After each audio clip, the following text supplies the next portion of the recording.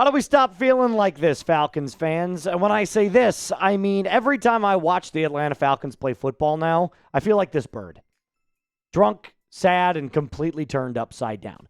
Maybe the answers to how to feel better as a Falcons fan can be found in today's episode of Falcons Today, where the Falcons just got a bunch of news.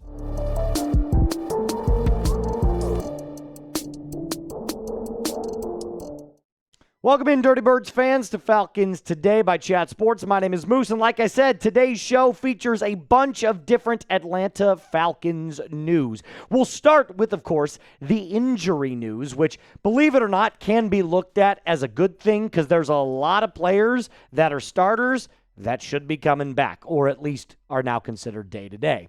Before we get into all of the news that has gone on in the last, 3 hours. Our October like numbers are almost there, literally on this episode.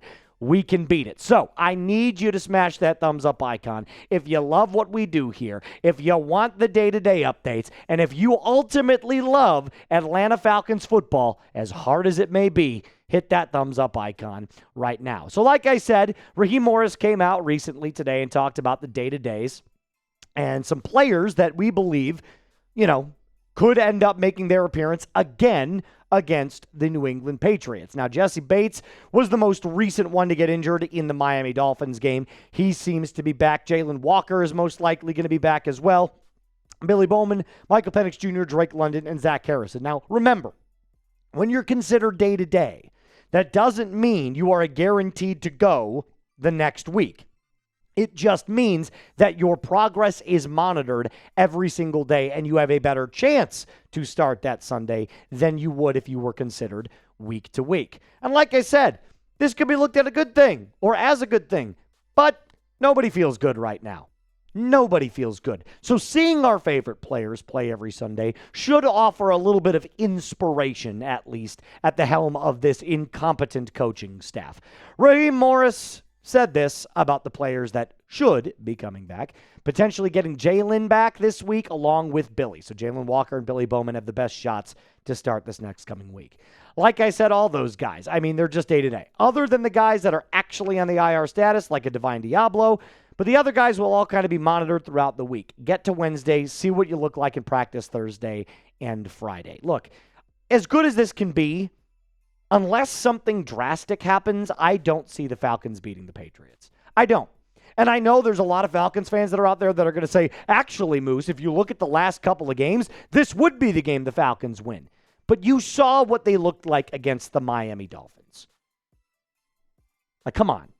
Unless something changes, and I hope it does, I hope I'm proved wrong, I don't see anything different happening this coming week against one of the hottest teams in the NFL, the New England Patriots. Stick around later in the week. We'll have a preview for you. But if you're excited to get back some starters like Jalon Walker, Billy Bowman, Michael Penix Jr., who should end up suiting up this week, show me those prayer hands down in the comment section down below. Get those emojis rolling. It just shows me that at least you want to see some good football players take the field once again. All right, let's talk about now why everybody else, I believe, is tuning in other than the injury news. Adam Schefter might have just linked Kirk Cousins to the Vikings in an indirect way.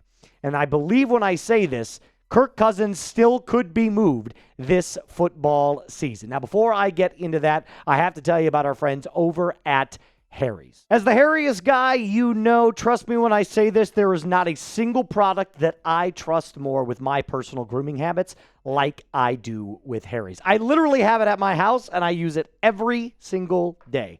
Did your old razor dull way too fast? Did it irritate your neck? Do they cost way too much? $30 for 8 refills is a total scam. That's where Harry's Plus has an advanced pivoting system to make your shaves even smoother. The corner of your face, a refined blade technology for a closer, smoother shave, and weighted metal handle for extra control and comfort. With Harry's Plus, you get a barbershop quality shave with German engineered blades. Each blade is honed at 3 different angles to cut hair cleanly at the root, without tugging.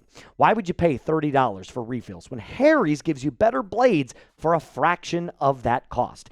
Harry's has launched their most advanced razor ever and is still cheaper than the Gillette Fusion 5.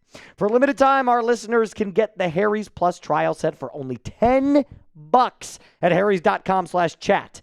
This set includes the all-new Harry's Plus razor, one refined 5-blade cartridge, a 2-ounce foaming shave gel, and travel cover to protect your blades on the go.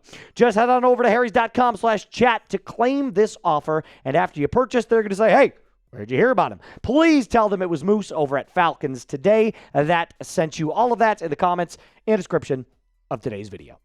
So let's talk about what Adam Schefter said today. He joined the Pat McAfee podcast to drop some brand new NFL trade intel. Now, why is this important? The trade deadline is coming up literally a week from today.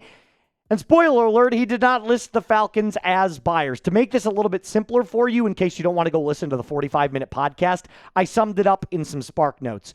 Here are the trade rumors. The Steelers, Bills, and Broncos have all called about trading for a wide receiver, blah, blah, blah. The Saints are shipping out everybody. That's some silver lining for us Falcons fans. Here's the one thing you need to note. The Vikings are expected to trade for a veteran quarterback. Now remember, we've talked a little bit about the Kirk Cousins back to Minnesota narrative before, but it's not really quite made sense considering they had J.J. McCarthy. However, recent reports and recent injury news surrounding the Vikings could lead to Kirk Cousins actually finding a spot on the Vikings roster. Dan Graziano, one major NFL reporter, said this about a Kirk Cousins trade just yesterday. He will likely get cut after the season. So the Falcons, no joke, don't want him on the team anymore. But they do want to keep him around for a couple of weeks just like this and hope that he'll perform like, next time like they need him to. Kind of, what we saw from him this last week against the Dolphins wasn't necessarily up to snuff. But the second reason is that teams are looking for quarterback help. And the Falcons could probably find a team willing to give them a decent draft pick or two if they decide to deal Cousins, especially since they've already paid such a high percentage of his contract. That's the most important thing right there. Not a single team in the NFL will want to trade for Kirk Cousins unless part of that salary is eaten by the Falcons. Well, it already sounds like the Falcons have paid a majority of that contract. Here's some other interesting news. Carson Wentz, who's been starting for the Vikings, is now out for the entire year, and there's no one else on the trade market that the Vikings would be interested in trading for, at least in my opinion. What, are you going to go out and get Kenny Pickett? Good luck. Good luck. And J.J. McCarthy clearly is not ready yet. They've been sidelining him with that high ankle sprain, and even if they do decide to roll with J.J. McCarthy, they could trade for Kirk Cousins to be the backup in case J.J. goes down again. We've already seen him get injured once this season. So what about the Kirk connection? Well, we already know he spent 6 seasons in Minnesota. Duh. J.J. is injured and not good. There's no other veteran quarterbacks in the NFL worth trading for right now, and the Falcons have already paid off a chunk of that salary. Adam Schefter doesn't just put out things willy-nilly. If the Vikings are looking for veteran quarterbacks, they've definitely called Terry Fontenot. They've definitely had a conversation about getting Kirk Cousins. He already knows Kevin O'Connell's system, so it wouldn't be anything that he would have to reintegrate with a new quarterback. They've already paid a chunk of that salary. It just makes too much sense. And again, you're not going to get a ton of capital back. But this makes a whole lot more sense for the Atlanta Falcons to at least get another draft pick, if any, rather than cutting him post-June 1st and still saving $35 million a year. It literally lines up perfectly to get rid of Kirk Cousins. But that's not the question I'm going to ask you. The question I'm going to ask you is, will the Falcons make any moves at the trade deadline? Give me a yes or give me a no. I'm inclined to think if there was a move made, it would be this one, that the Falcons would move Kirk Cousins back to the Vikings for that homecoming, and Kirk would ride out the last year of his NFL career, in my opinion, with the Vikings. The last thing that I want to talk about today was Drew Brees news. He talked about Michael Penix Jr. today, and had some really glowing things to say about him. And I know that, Falcons fans, you kind of have a love-hate relationship with Drew Brees, or hate-love, I should say. You hate that you love him because he is one of the greatest quarterbacks that's ever played, but he played for the Aints, which, nobody likes the Aints. Here's what Drew Brees said about Michael Penix Jr. I think he's pretty pure throwing the football. I've seen him throw in person, and I've obviously watched him play a lot of games on TV. Looking at the ball come out, he's got a very smooth, fluid throwing motion. He's a lefty. All lefties look a little different. The ball just looks really smooth coming out of a lefty's hand. I haven't gotten really analytical with it, but he seems to have great ball placement and excellent anticipation. Well, who better to tell you about good quarterback play than from one of the greatest quarterbacks in the NFL's great history? This is more evidence of Zach Robinson's blunders. Moose, you're drawing at straws. How is that possible?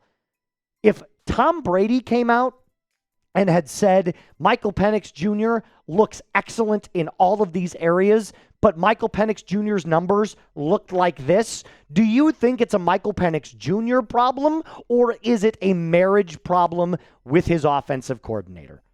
There's only one way to find out. It's to get rid of Zach Robinson. And I will be the first one to admit, Penix hasn't been perfect. He has a tendency to overthrow players. He's not good against the blitz. He's got happy feet in the pocket. But all of this can be fixed if you were to get a new offensive coordinator, namely one that he had his best season ever with. Back in college, the year he went to the Natty against J.J. McCarthy's Michigan Wolverines, Ryan Grubb. Well, Moose, Ryan Grubb went to the NFL right after that year with the Seahawks, and he didn't look too good. Yeah, they had Geno Smith and no solid running game with a god-awful offensive line. Falcons have a better offensive line. They've got a better run game, and you get Michael Penix Jr. again.